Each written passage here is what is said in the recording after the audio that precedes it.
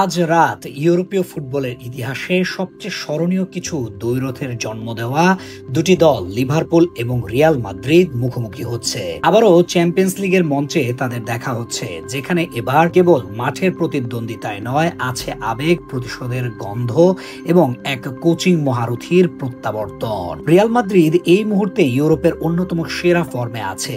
সাবেক লিভারপুল তারকা Xavi Alonso এখন মাদ্রিদের কোচের আসনে। আলোনসোর অধীনে লস ব্লাঙ্কোসরা লা লিগায় শীর্ষে আছে এবং চ্যাম্পিয়ন্স লিগেও তারা শতভাগ জয়ের রেকর্ড ধরে রেখেছে।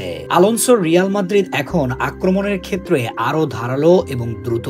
দলের আক্রমণ ভাগে কিলিয়ান এমবাপ্পে, জুড বেলিংহাম এবং ভিনিসিয়াস জুনিয়রের মতো তারকারা রয়েছেন, যারা মুহূর্তের মধ্যে খেলার মোড় ঘুরিয়ে দিতে পারেন।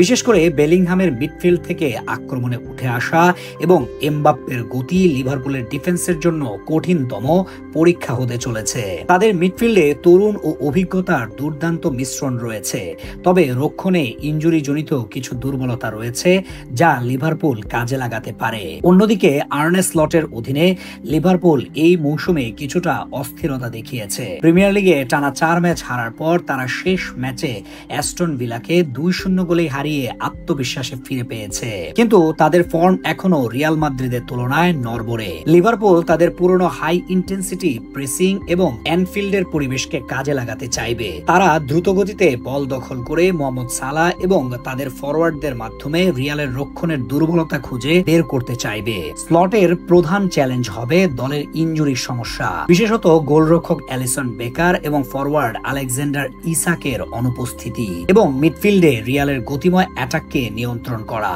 এই ম্যাচ কেবল একটি ফুটবল ম্যাচ নয়, এটি আলোনসোর আবেগপূর্ব প্রত্যাবর্তন, লিভারপুলের নতুন কোচের জন্য একটি গুরুত্বপূর্ণ পরীক্ষা এবং ইউরোপের সেরা আক্রমণ ভাগের বিরুদ্ধে অ্যানফিল্ডের জাদুকরী প্রতিরোধের এক চূড়ান্ত লড়াই।